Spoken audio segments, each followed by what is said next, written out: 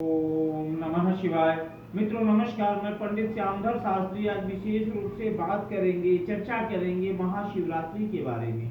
क्योंकि प्रत्येक महीने में कृष्ण पक्ष में चतुर्दशी तिथि को शिवरात्रि के रूप में हम जानते हैं, लेकिन महाशिवरात्रि यानी इस वर्ष 11 मार्च 2021 को दिन में 2:22 से 12 मार्च 2021 को 2:20 तक चतुर्दशी तिथि रहेगा। इसी संयोग के समय हम महाशिवरात्रि मनाते हैं। अब भगवान शिव की चूंकि हमेशा कृपा होती है, लेकिन अंधकार से प्रकाश के तरफ ले जाना, प्रकाशित करना, जैसा हम जानते हैं कृष्ण पक्ष का चतुर्दशी तिथि होगा तो पूर्णतया अंधकार होगा, और जब तक अंधकार होता है उसी समय आदमी तप से ध्यान से स्वयं को प्रकाशित कर पाता है। अब हम बात कर रहे हैं कि 4 प्रहर की पूजा विशेष रूप से श्रेष्ठ मानी गई है शिवरात्रि के समय, महाशिवरात्रि के दिन।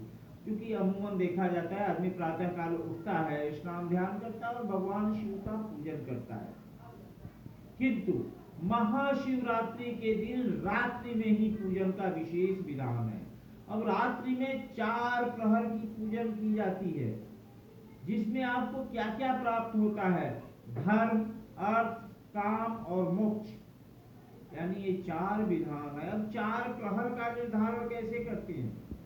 प्रदोष काल से, यानी सूर्यास्त के बाद का जो समय होता है, यानी लगभग 6 बजे से 9 बजे तक रात्रि प्रथम प्रहर के रूप में हम जानते हैं। अब प्रथम प्रहर के समय आप क्या पूजन करें?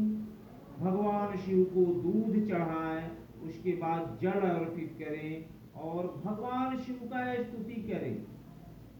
ओम नमः शिवाय का आप जाप कर सकते हैं, या फिर नमामि शमीशान निर्वाण रूपम विभुम व्यापकम ब्रह्म वेद स्वरूपम निजम निर्गुणम निर्विकल्पम निरीयम चिदाकाश वाकाश मासम वदेयम, इस मंत्र का भी आप जाप स्तुति करते हैं तो आपके लिए लाभप्रद होता है। अब हम बात करते हैं दूसरे प्रहर की, कि दूसरा प्रहर यानी दुनिया में जो सबसे आवश्यक वस्तु है धन, धन प्राप्ति के लिए, धन के कामना से अगर आप दूसरे प्रहर का पूजन करते हैं, यानी रात्रि 9 बजे से लेकर के 12 बजे तक, तो काफी श्रेष्ठ होता है। अब दूसरे प्रहर का पूजा किस प्रकार करें? भगवान शिव को दधि अर्पित करें। इस मंत्र के साथ ओम दधिक्रामणोवकारिकं जिष्णु रजसोवाजिनः सुरवीनो मुखाग्रत प्रणागुम आयोगम केतारिक दधि स्नानं समर्पयामि, दधि स्नानान्ते शुद्ध उदक स्नानं समर्पयामि। इस मंत्र के साथ भगवान शिव को दधि अर्पित करें तो लाभप्रद रहेगा। और इस समय मंत्र जाप का विशेष महत्व है, मंत्रों का जाप करें। जो भी आपको मंत्र सुलभ हो, आसान हो, उन मंत्रों का जाप करें। इसके अलावा हम बात करते हैं तीसरे प्रहर की।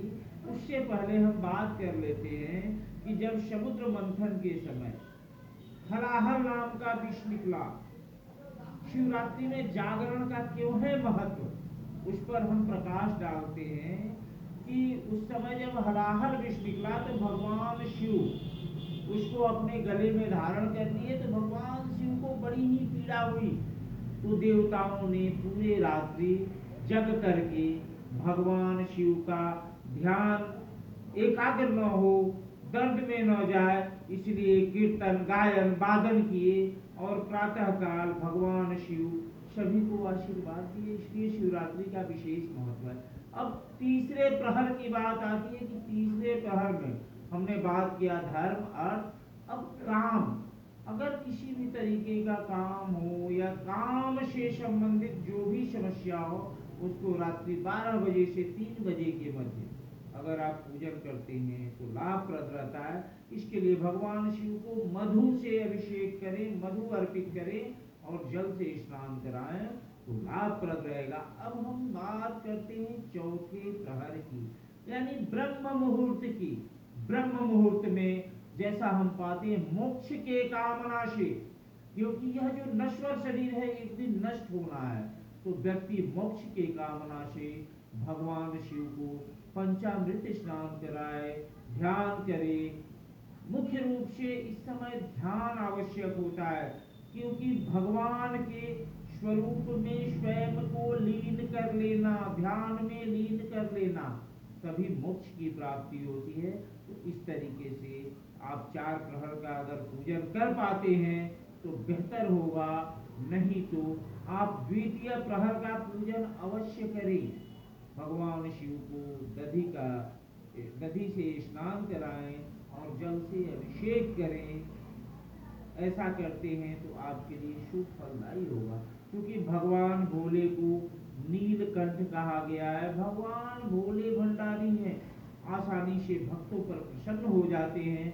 ध्यान दे, पूरे श्रद्धा और भक्ति के साथ भगवान शिव का ध्यान करें, पूजन करें और किसी को कष्ट न दें, जरूरतमंद का सहयोग करें, तो समस्त तरीके के कष्ट, दुख और पाप आपके समाप्त हो जाएंगे। इसमें कहीं कोई संदेह नहीं है। आप सभी के लिए महाशिवरात्रि की हार्दिक शुभकामनाएं। इसी मंगल कामना के साथ मैं पंडित श्यामधर शास्त्री पुनः अगले कार्यक्रम में उपस्थित होंगे। तब तक के लिए नमस्कार। ओम नमः शिवाय।